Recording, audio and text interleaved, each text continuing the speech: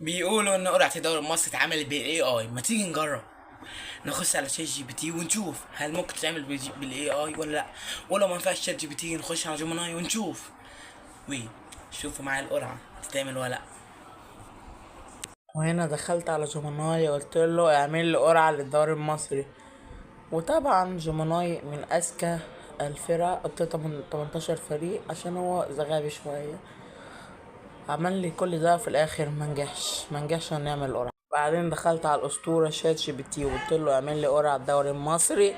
قال لي تنفيذ القرعة. قعد بقى يقول لي كلام كبير. قال لي كل الفرق اللي موجودة في القرعة في الدوري المصري السنة دي.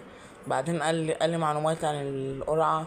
قال لي كل حاجة. قال لي القرعة مبدئية مثلا، بس اللي أحسن في الذكاء الاصطناعي هو شات جي بي تي أحسن من جيميناي. وكده فزنا، بيكون خلص وسلام. متنسوش تعملوا لايك واشتراك وسلام.